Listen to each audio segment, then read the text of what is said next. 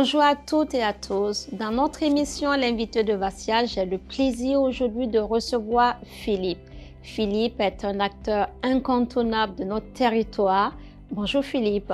Bonjour Vassia. Philippe, est-ce que tu peux te présenter, nous parler un peu de toi?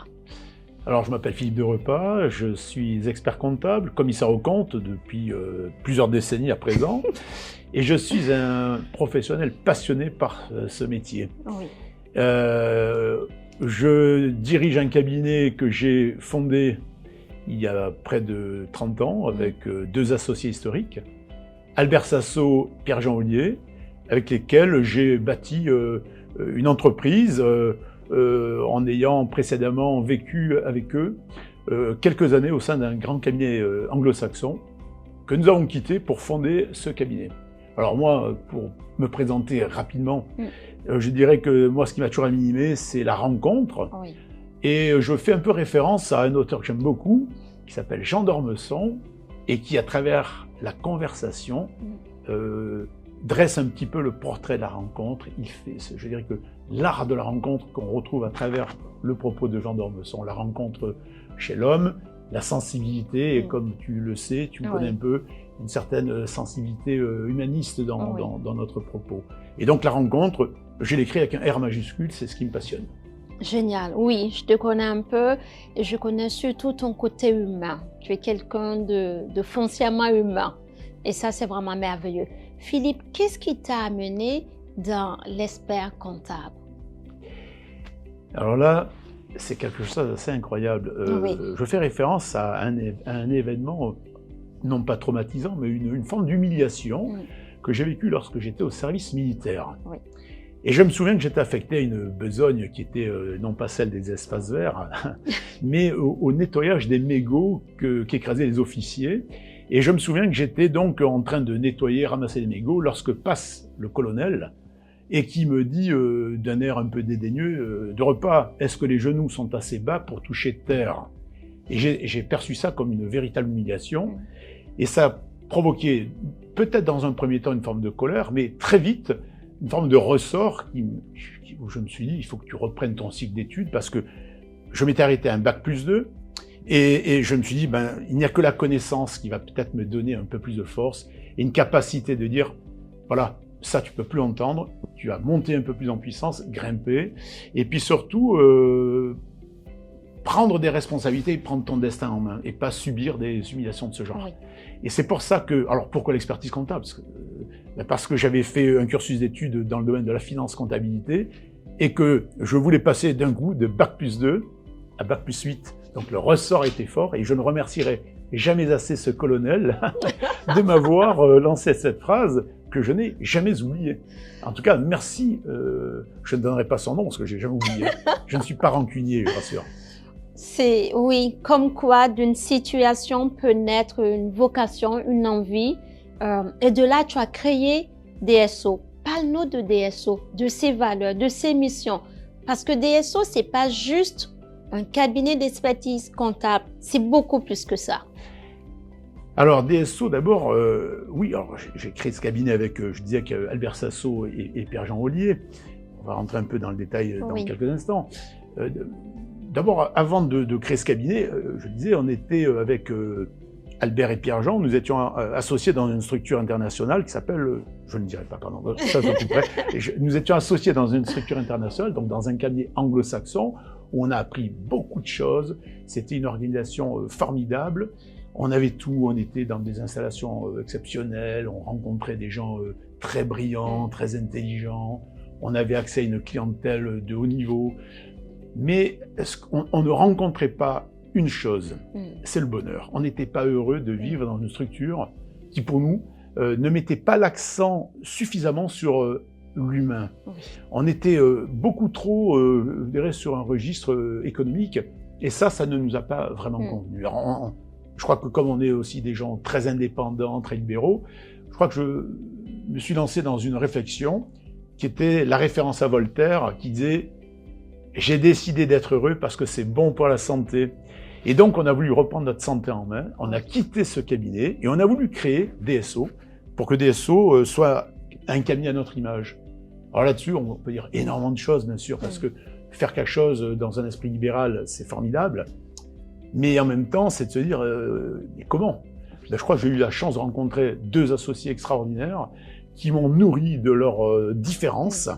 Et c'est à travers ça qu'on a bâti, non pas un simple cabinet d'expertise comptable, mais un cabinet d'abord pluridisciplinaire et surtout éclectique, ouvert à beaucoup de disciplines autres que notre seul métier, qui est un métier fondamentalement technique, au départ, parce qu'évidemment, l'excellence technique, c'est indispensable. Oh oui. Sinon, on est de véritables imposteurs. Hein. Donc, on a toujours bâti cette entreprise, c'est une vraie entreprise, hein, DSO, avec une volonté d'excellence professionnelle. Et pas simplement pour dire qu'on recherche la performance. Donc, DSO, c'est un cabinet éclectique, je dirais, qui combine à la fois la dimension du chiffre, donc la technique, je le disais, mais aussi une certaine dimension à la fois psychologique et philosophique. Et c'est cette synthèse qui constitue le triptyque sur lequel nous nous appuyons pour activer et, je dirais, vivre notre quotidien. Donc c'est une certaine manière d'exister, une certaine manière d'être. Super. Comment tu peux nous définir aujourd'hui DSO alors? Alors DSO, je dirais que c'est d'abord un cabinet régional, un cabinet qui compte aujourd'hui sur plusieurs structures différentes, 140 collaborateurs. Donc on est, je le disais, pluridisciplinaire et on est surtout très ancré sur le plan territorial. Oui. Très ancré sur le plan territorial parce que nous avons tissé des liens très forts avec l'univers des banques, le monde des avocats, des notaires et plus généralement l'économie locale. Donc à ce titre, on a voulu faire grandir aussi nos équipes, nos collaborateurs, parce que DSO se veut être une structure apprenante. Les gens qui passent par chez nous viennent pour apprendre, grandir, se développer. Et ce qui est important pour nous, je répète, c'est d'être dans quelque chose de très ouvert. Oui. C'est pour ça que je faisais référence, et on va y venir, au monde de l'art, au monde du sport de haut niveau, au monde de la philosophie, oui, entre autres. Et que toute cette synthèse fait qu'il y a cette émergence d'idées, de comportements nouveaux qui font que l'individu s'étoffe, prend de l'épaisseur, s'élargit, pour être mieux en capacité d'accompagner le dirigeant qui est en face de nous. Génial. Philippe, est-ce que tu peux nous parler un peu, je montre à nos auditeurs, la charte de vos valeurs. J'adore cette phrase qui est écrite. Écoutez l'humain, fait parler les chiffres. En dehors d'être magnifique, ça parle. Oui, alors cette charte des valeurs, on a décidé au bout de près de 30 ans d'existence, d'écrire quelque chose. Pourquoi? Parce que les aînés, les associés les plus anciens, et dont je fais partie, eh bien, on a voulu créer ce lien avec les jeunes générations. Quand on recrute un jeune qui a 20 ans et un peu plus par rapport à des individus qui ont 40 ans de plus, comment allons-nous créer ce lien transgénérationnel?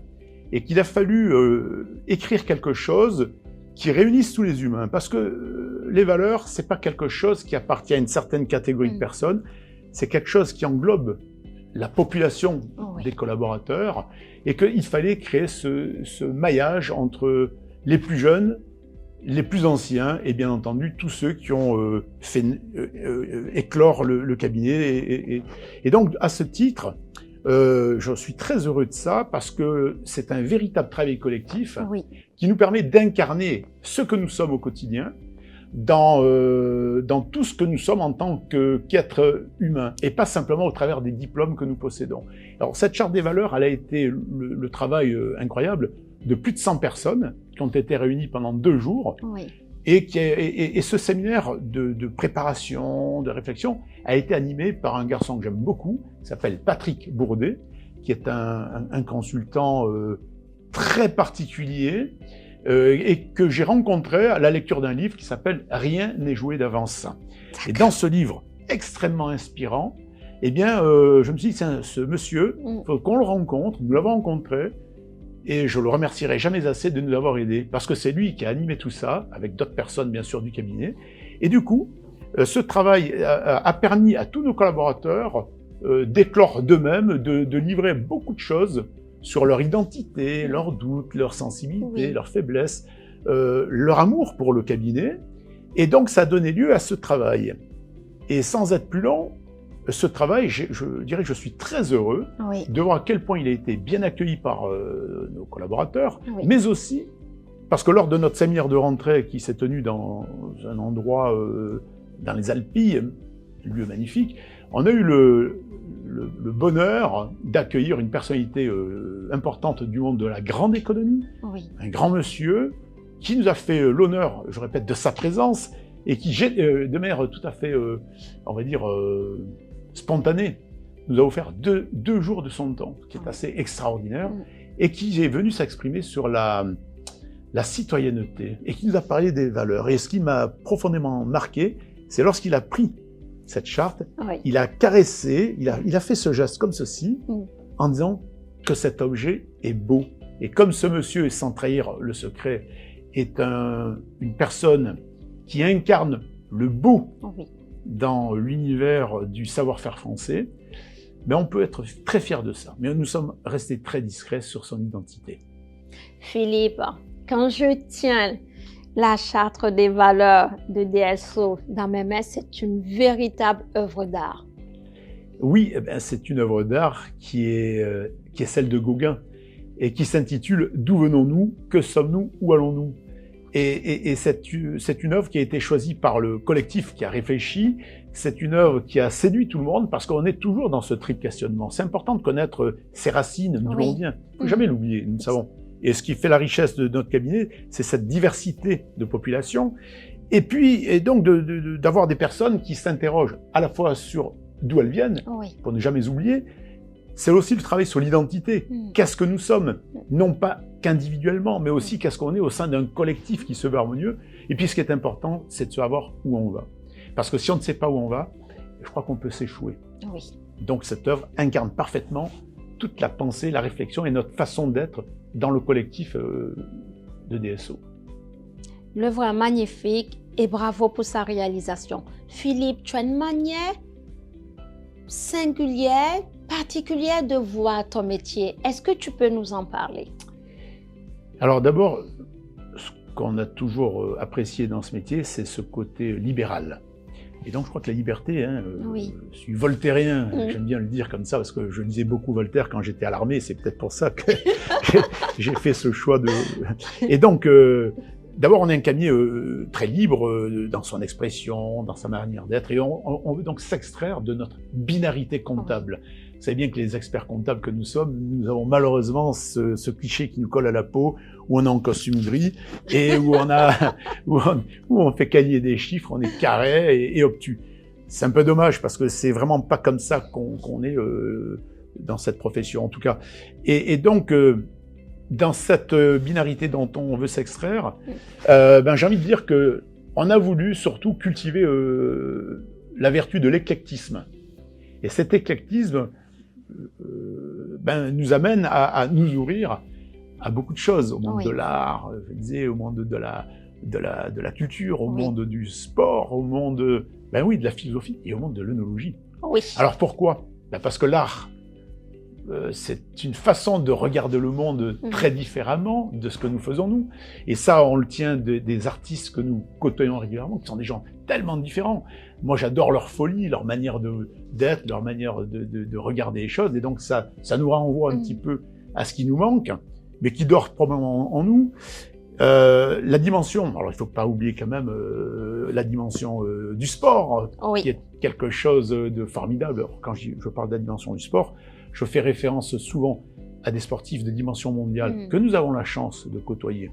Et là, je fais référence à une personne en particulier qui en ce moment est au cœur de l'océan Atlantique et qui est partie à la conquête d'un record mondial. Je fais référence à Alexia Barrier, qui est une navigatrice qui a fait le Vendée Globe, entre autres, et qui est une personnalité extraordinaire et qui nous enseigne la résilience, le courage.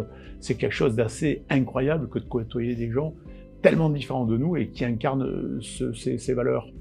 Et puis je crois qu'il y a une dimension qui est celle de la philo, j'aime beaucoup, parce qu'elle nous enseigne le recul, le fait de s'élever, de voir loin, elle nous enseigne la direction. Et puis l'œnologie. L'œnologie, je suis un grand passionné d'œnologie et tu le sais, je préside un club qui s'appelle le Bacchus Business Club, oui. où on rencontre des personnalités incroyables. Et donc l'œnologie, on trouve à travers le vin, quelque part, je dirais, des notions incroyables, la patience, le temps long. Parce que le vigneron n'est pas dans l'immédiateté comptable. Tout à fait. Alors que nous le sommes. On est tout le temps dans la réactivité, etc. Alors que l'œnologie, c'est quelque chose, oui, qui nous inscrit dans ce temps long. On trouve bien des châteaux qui ont plusieurs centaines d'années, voire millénaires. Or, nous qui sommes très souvent dans le court terme, qu'est-ce que c'est que de faire un business plan sur 1 an, 2 ans? Non. C'est pour ça que la combinaison de toutes ces disciplines, que j'appelle l'éclectisme, nous permet de mieux nous nourrir dans notre pensée, donc dans notre façon de nous comporter dans l'échange avec notre clientèle et nos dirigeants qui attendent autre chose que des simples repères techniques. Ça, c'est vraiment génial parce que tu as une manière singulière de voir ton métier et en parallèle, DSO a une manière aussi particulière d'exercer ce métier. Tu veux bien nous en parler? Alors, cette manière particulière d'exercer ce métier, je la situe dans cette liberté et dans la bienveillance que l'on rencontre au sein de notre cabinet. La bienveillance qui cohabite avec l'exigence. On n'est pas dans la bienveillance molle, on est dans la bienveillance exigeante, ou dans l'exigence bienveillante. C'est-à-dire qu'en fait, ce qu'on veut, c'est voir les gens grandir. On a tous le droit à l'erreur. Évidemment, on évite l'erreur technique. Et là-dessus, on est intransigeant et je dirais, il n'y a pas de négociation possible, c'est pas possible. En revanche, on peut être dans quelque chose où chaque individu apporte sa part de transformation personnelle et j'assimile le DSO une forme de mosaïque, il y a toujours un repère à l'œuvre d'art, où on est tous faits de petites pierres de couleurs différentes, et où l'assemblage donne une image harmonieuse. Et on n'oublie pas que le cordologique, c'est de retrouver des individus qui viennent avec leur histoire personnelle, mais qui utilisent un dénominateur commun, qui est le plan comptable, qui est la règle, qui est la norme. Mais chacun à sa façon, dans son expression personnelle, parce que les individus sont tous différents, et au sein de notre cabinet, chacun doit travailler à la meilleure version de lui-même en renforçant sa propre identité et en allant au contact du dirigeant dont on sait qu'il ne ressemble pas lui-même à tout le monde. Et donc, il y a des rencontres qui se font. Moi, je ne peux pas rencontrer tout le monde. Mon voisin ne peut pas rencontrer tout le monde. Et je dirais que les harmonies ne sont pas toujours les mêmes avec tout le monde. En revanche, l'harmonie collective fait que le cabinet embrasse quand même pas mal de personnalités qui trouvent chez DSO, je crois, des réponses dans l'excellence professionnelle, humblement, si je peux l'être. Tu es humble, mais surtout, quand on t'écoute, tu as des valeurs. Est-ce que tu peux nous dire comment ces valeurs dirigent ton quotidien? Alors, comment elles dirigent mon quotidien? C'est simple, je crois que ce qui est important, c'est de ne pas exister qu'à travers un titre, à travers un volume d'affaires. Ça ne veut rien dire. Ce qui est important, c'est d'être dans son identité, de s'accepter comme tel, et de faire ce vrai travail, où je disais tout à l'heure, un travail de psychologie, où on va à sa propre rencontre. C'est pas être nombriliste que d'apprendre à se connaître.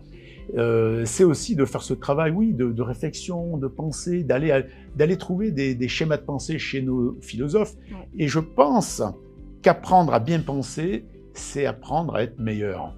Et donc, du coup, dans cette expression, eh bien, je crois que si le repère technique qui nous unit, tous les professionnels que nous sommes, et nous sommes un peu plus de 20 000 en France, mais il ne doit pas nous interdire d'être soi. Parce qu'en face de nous, on rencontre une pluralité de dirigeants tellement différents, et qu'il faut avoir le courage d'être soi. Et ça m'est insupportable d'entrer dans des cases, dans des formats.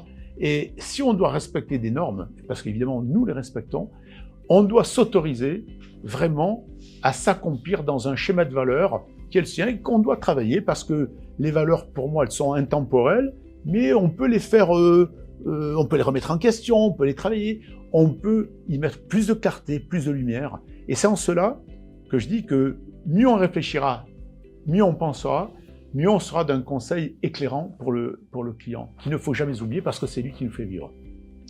Totalement. En parlant de cette manière à ne pas être dans une case, à ne pas être dans un rôle, je ressens l'importance de l'art, du sport, de la philosophie dans ton discours. Est-ce que tu veux bien nous en parler un peu plus?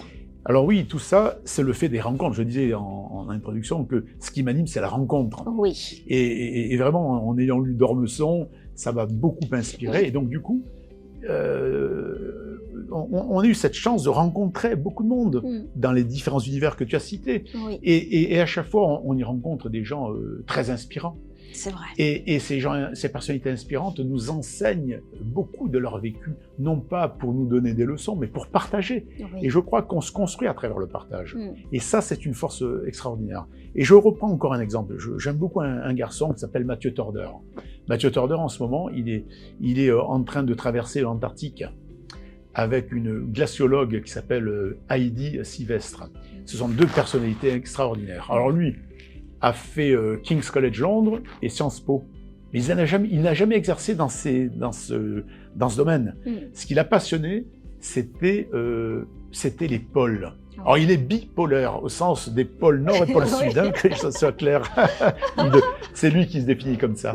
Et Mathieu Torder, qui est un garçon qui doit avoir à peine 35 ans, c'est un garçon que j'aime beaucoup, parce qu'il est dans une vie où il se rend utile. Il donne du sens. Il est dans une démarche où, très jeune, à 25 ans, il dit « Je voulais prendre rendez-vous avec moi-même, donner du sens, parce qu'à quel moment je prends le temps de m'exercer à ma propre rencontre ?» Eh bien, lui, il a donné à travers ses activités, alors, on n'est pas dans le sport en tant que tel, mais on est dans l'aventure. Oui. Mais la vie de l'entreprise, c'est aussi une aventure. Et donc, j'ai retrouvé chez Mathieu Torder ce goût de l'aventure qu'on retrouve aussi chez certains chefs d'entreprise qui n'osent pas aller à la rencontre de ces peurs, de leurs peurs, et parfois même d'aller affronter les limites de leur courage. Et donc, un garçon comme lui, qui incarne les vertus à la fois du sport, de l'aventure, ben c'est une personnalité inspirante qui fait qu'on se nourrit de tout ça. Au même titre que les artistes que je qualifiais de fous, entre guillemets, sont des gens qui finalement n'écrivent peut-être pas des œuvres littéraires, ils n'écrivent pas des œuvres musicales, mais à travers un pinceau, une sculpture, livrent une part d'eux, qu'on retrouve chez soi quand on n'a pas cette capacité à la livrer.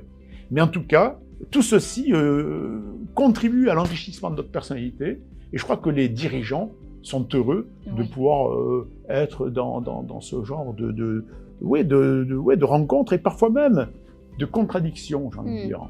Parce que le dirigeant aime aussi la contradiction, parce que personne ne le contredit, si c'est le patron lui-même. Il va pas se contredire tout seul. Tout à fait.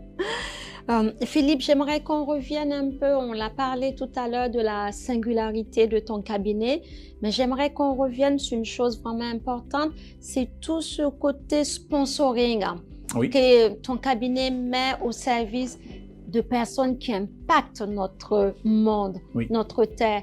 Et j'aimerais qu'on en parle un peu parce que c'est vraiment important, cette valeur en plus que ton cabinet met au service des autres. Alors, on fait plus de mécénat d'ailleurs, on fait les deux, mais ce qui est important pour nous, c'est de donner les moyens aux gens. Et je crois qu'il faut être reconnaissant de ce que font ces gens. Et souvent, ce sont des lieux où les acteurs de ces disciplines que tu cites n'ont pas toujours des moyens économiques et financiers suffisants pour pouvoir s'accomplir. Et il faut être reconnaissant de leur travail et que notre contribution, même si elle n'est pas toujours aussi importante que les grands groupes peuvent le faire, en tout cas, je crois qu'elle a le mérite d'exister. Elle existe à travers, bien sûr, des engagements financiers, mais aussi elles existent à travers la capacité que nous avons chez Desso à mutualiser les rencontres, à partager, diffuser, et faire en sorte que les rencontres se créent entre les différents acteurs, pour faire en sorte que chacun, dans sa discipline qui lui appartient, puisse émerger et à nouveau créer des rencontres pour qu'il y ait un effet, on peut dire, exponentiel qui se développe. Alors en même temps, je crois que c'est aussi une manière de les remercier, aussi en apportant notre lecture, qui est celle du monde économique, tout en étant dans cette empathie qui nous permet de les comprendre. Et je crois que notre force, et c'est un peu notre singularité, elle rejoint ce que je disais tout à l'heure, hein, c'est cette volonté d'être des individus plus ouverts, plus éclectiques, on espère un peu plus riches. Et donc, c'est une manière d'être un peu meilleur. Oui. Tout simplement. Philippe, je te remercie. J'aimerais qu'on revienne sur une phrase qui te caractérise. Tu dis souvent, derrière les chiffres, il y a des vies. Est-ce que tu veux bien nous partager cette vision que tu as? Alors, c'est tout à fait vrai. Quand on prend un bilan tout à fait statique, sans prendre conscience de ce qu'il y a derrière, j'ai l'impression de ne pas faire mon métier. Or, derrière le chiffre, quand je dis qu'il y a des vies, c'est qu'en fait, il y a une histoire. Oui. Il y a des peurs, il y a des contradictions, il y a des chutes, il y a des reconquêtes, il y a toute une histoire vivante. Une entreprise qui existe depuis plus de 50 ans, c'est qu'elle a eu un vécu avec beaucoup de doutes, parfois des drames. Et donc, il faut mettre en perspective le chiffre et mettre l'humain sur cette trajectoire. Oui. Et c'est une manière d'entrer dans la vie de l'entreprise et parfois même dans des phénomènes transgénérationnels. Je suis pas psy, je suis rien de tout ça, mais je le ressens à travers les rencontres que j'ai pu nouer avec des dirigeants. Et donc, cette manière nous conduit à quoi? Elle nous conduit à plus de vérité, parce que notre métier doit être un métier de vérité. Oui. Et je veux illustrer ça à travers un exemple très concret. Il n'y a pas très longtemps encore, un dirigeant qui rencontrait des difficultés, on a eu ce propos très franc, en tout cas qu'il a fallu tenir sur certains dénis qu'il habitait. Et donc, il a fallu être très direct, très franc, très incisif. Et on est entré dans son humanité, on l'a bousculé. Et au final, il nous a remercié de ça, alors que j'aurais pu me dire, on prend le risque de dire peut-être une vérité qui va choquer et qui va lui donner envie de nous mettre tout simplement dehors. Donc, derrière le chiffre, il y a des vies, on ne l'oublie pas. C'est pas simplement de dire en bas à droite ou plutôt tout en haut dans les capitaux propres, on rencontre des résultats, ça ne suffit pas. On rentre dans le cœur des gens, et parce que le chiffre n'est qu'une conséquence d'une vie qui a précédé l'acte de création de richesse, et on entre plutôt à ce stade. C'est en cela que derrière le chiffre, il y a effectivement des vies. Génial. Philippe, j'aimerais là qu'on parle d'un sujet qu'on n'a pas encore abordé, l'innovation et l'IA qui bouleverse ton métier. Est-ce que tu veux bien nous donner ta vision là-dessus? Ma vision de l'IA, elle est fortement impactée par ce que j'observe auprès des GAFAM, et pas que d'ailleurs. On y rencontre des milliards de milliards qui sont injectés dans cette économie parce qu'elle a été bouleversée, ne serait-ce que par l'apparition de ChatGPT, je crois que ça remonte à novembre 2022 maintenant, et où ça a été une surprise extraordinaire de voir que l'IA, c'est pas simplement qu'un phénomène informatique qui transforme, qui améliore et qui traite de manière automatique les choses. Non, on est dans une véritable intelligence au sens de la data et qui permet, par des phénomènes assez extraordinaires, de générer quasiment des schémas de réflexion.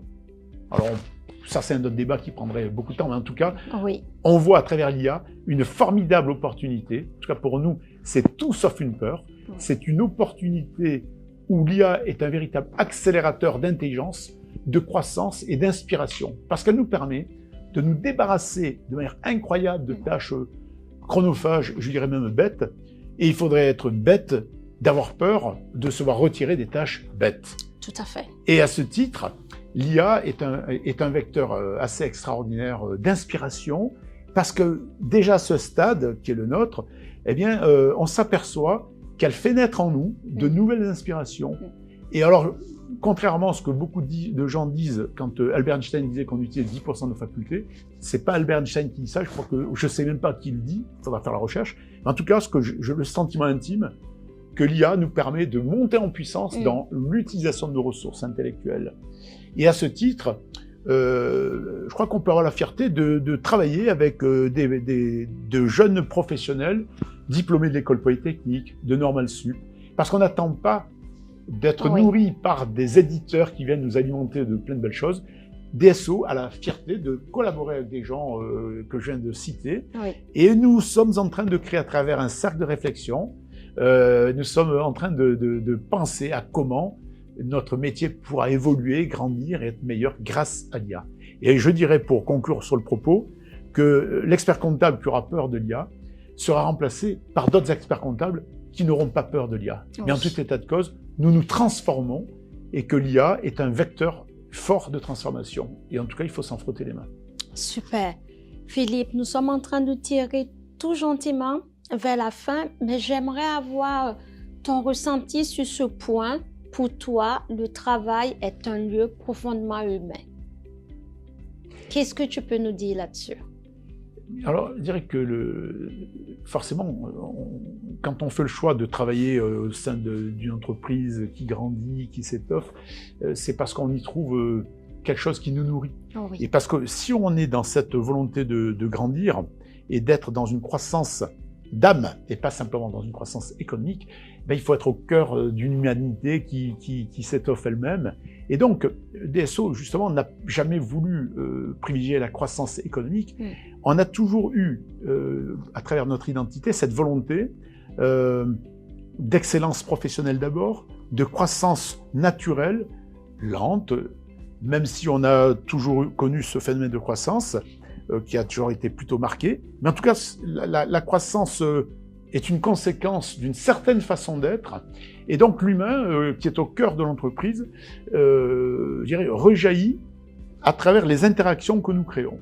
Et cette façon de créer ces interactions passe pas simplement par l'examen de loi de finances très compliqué en ce moment, ou les textes auxquels on se réfère pour accomplir notre objet social, mais je dirais que notre humanité se traduit par des rencontres qui sont aussi éclairantes à travers, je dirais, des intervenants aussi extérieurs qui viennent un peu nous aider à mieux penser, à nous éclairer, dans ce que nous sommes, parce qu'on a toujours cette difficulté à venir, je le disais encore tout à l'heure, à la rencontre de soi. Donc l'humanité, oui, on la trouve au cœur d'un collectif plus nombreux, et où, je le disais encore, où on veut apprendre, sans jamais cesser d'apprendre, pour éviter d'être obsolète trop tôt.